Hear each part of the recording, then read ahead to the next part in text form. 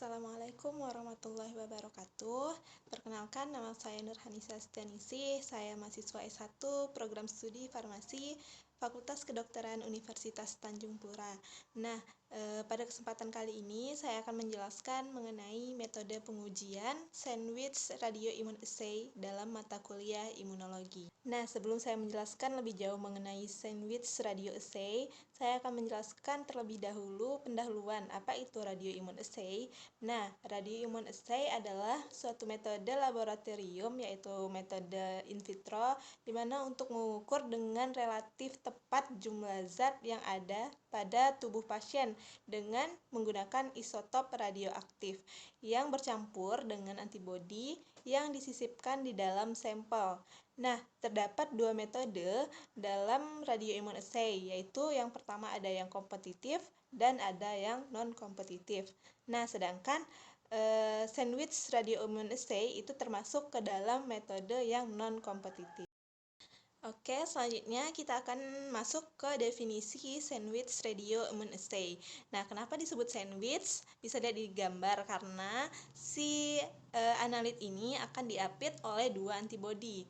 Nah, analit dalam sampel uji yang pertama-tama akan terikat pada antibodi primer dan kemudian antibodi sekunder yang telah dilabeli dengan signalin marker akan terikat pada analit. Nah, bisa lihat di gambar, ini ada antibodi pertama, kemudian ada analit, kemudian ada antibodi yang kedua yang telah ditempeli oleh signalin marker.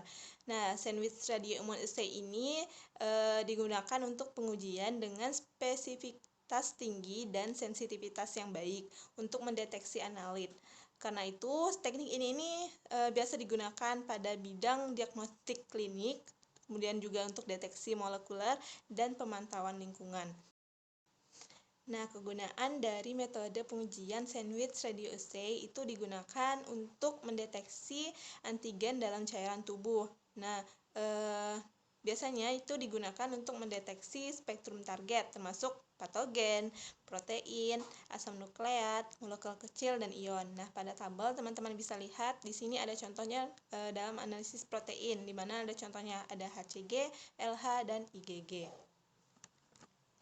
Untuk prinsip kerja dari sandwich radioassay, jadi yang pertama, sampel akan diinkubasi dengan antibodi spesifik yang biasanya tuh melekat pada fase padat atau seperti dinding tabung reaksi plastik. Yang kedua, setelah kompleks antibodi antigen itu dicuci untuk menghilangkan komponen sampel yang tidak terikat atau yang bebas. Yang ketiga, ditambahkan antibodi yang telah berlabel radioaktif. Yang keempat, antibodi kedua dapat diarahkan pada bagian yang berbeda dari molekul antigen untuk membentuk suatu kompleks imun.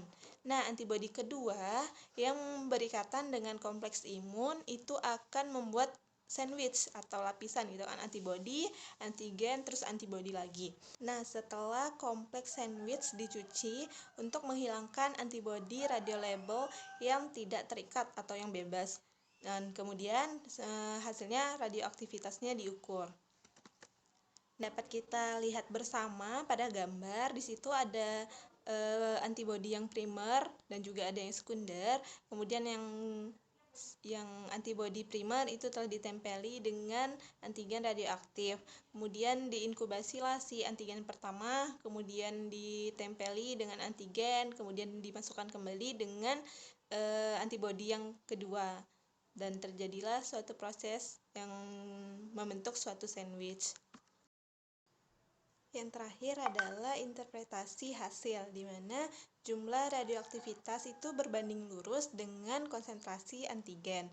Dan ini menggunakan sinar gamma, di mana akan dipancarkan sinar gamma oleh kompleks imun yang biasanya diukur setelah pengangkatan radiolabel yang tidak terikat atau bebas. Bisa dilihat pada gambar, di sini adalah rangkaian dari alat untuk deteksi pengukuran jumlah radioaktivitasnya, di mana rinciannya sendiri di slide berikutnya. Nah, yang pertama ada detektor, kemudian ada penggunaan satu daya tegangan tinggi, yang ketiga ada preamplifier, terus ada amplifier, terus ada penganalisa saluran tunggal, dan yang terakhir ada counter atau pencacah.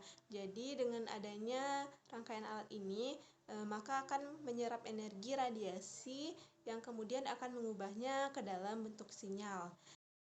Sekian yang dapat saya sampaikan, kurang lebihnya mohon maaf. Wabillahi taufiq wal hidayah. Wassalamualaikum warahmatullahi wabarakatuh.